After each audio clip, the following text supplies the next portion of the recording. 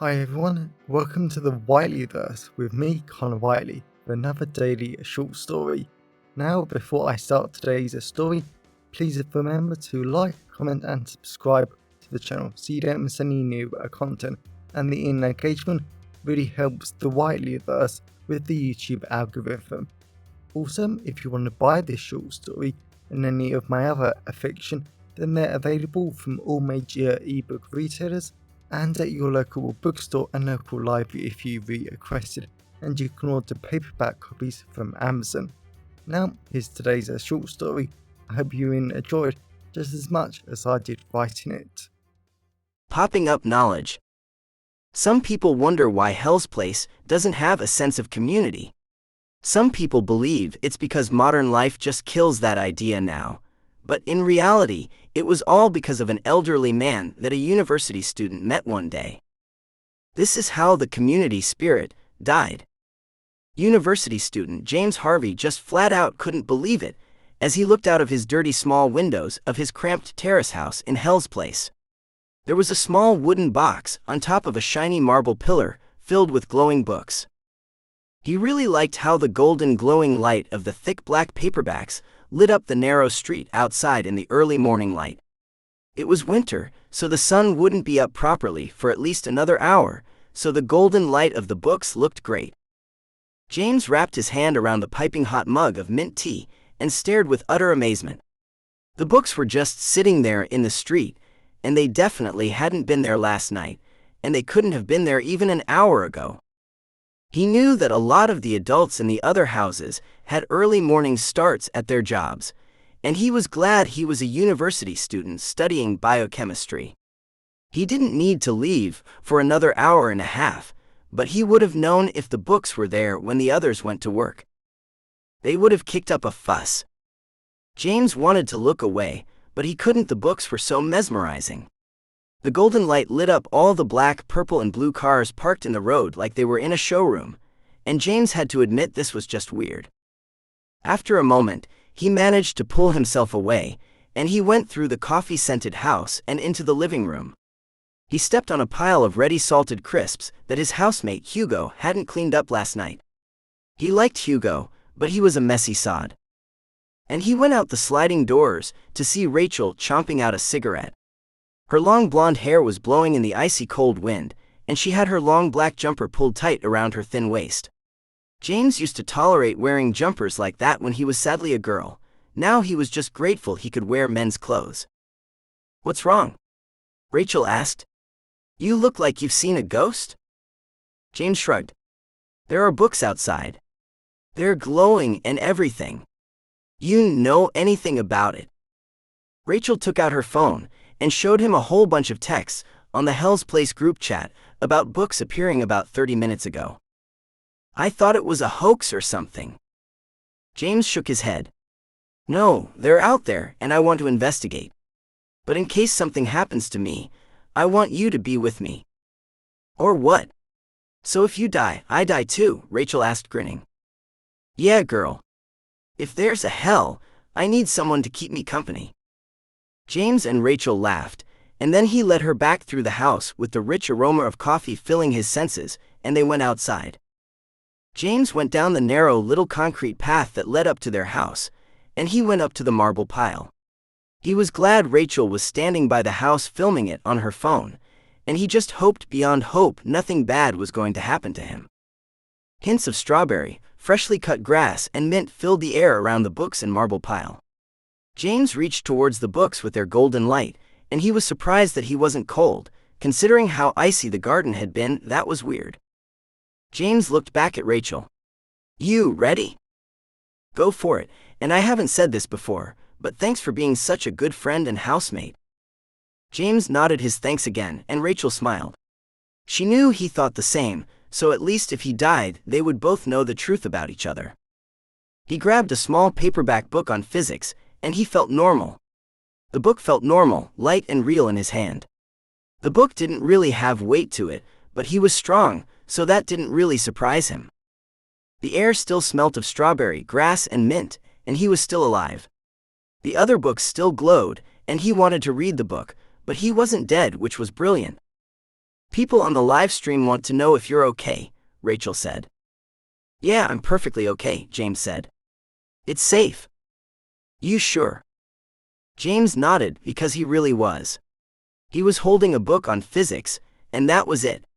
He didn't feel, think, or act any differently, and he was so glad about that.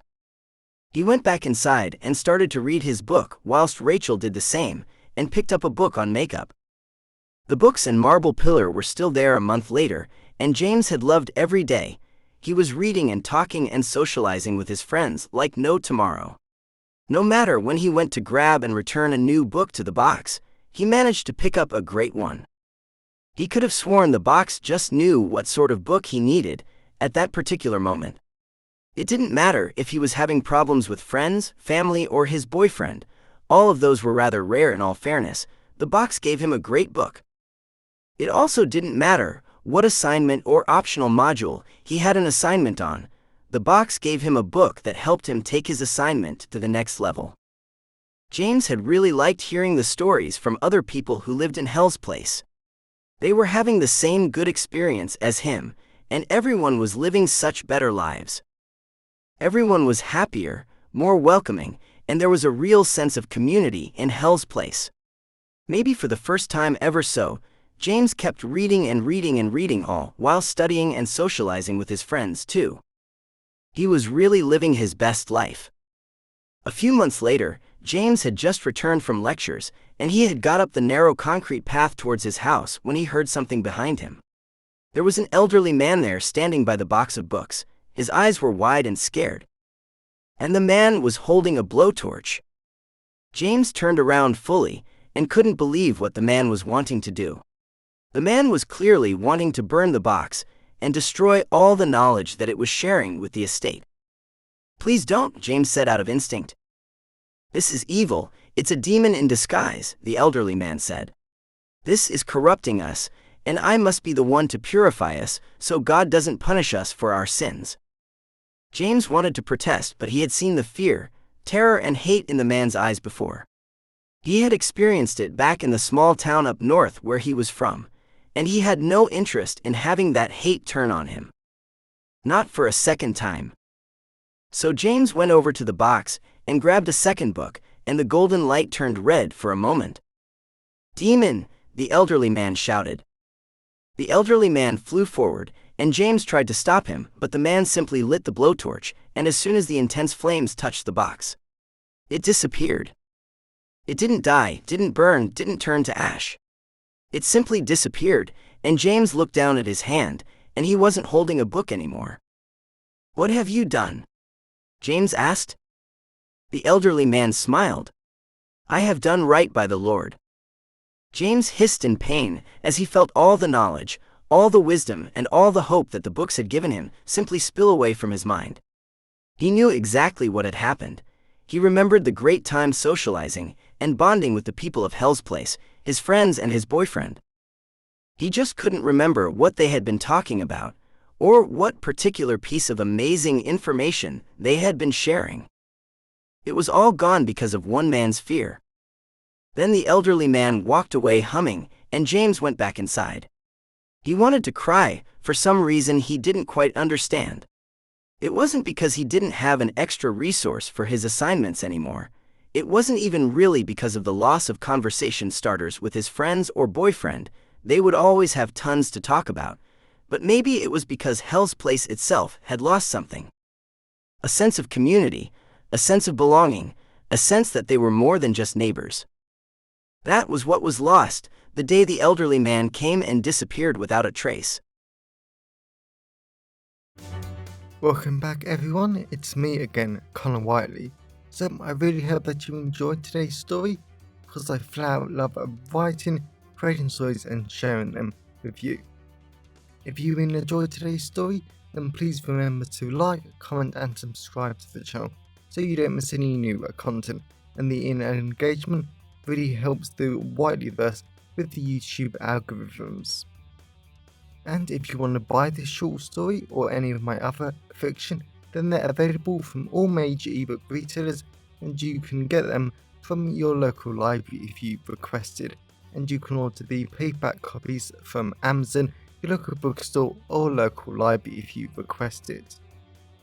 Lastly, if you want to support the channel on a one-off basis, then you can now buy me a coffee at buymeacoffee.com/Connor Whiteley.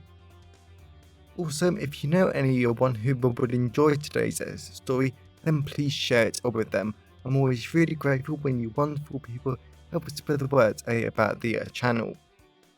So, thanks for watching the Whiteley Verse, and I'll see you again soon. Have a great day, everyone.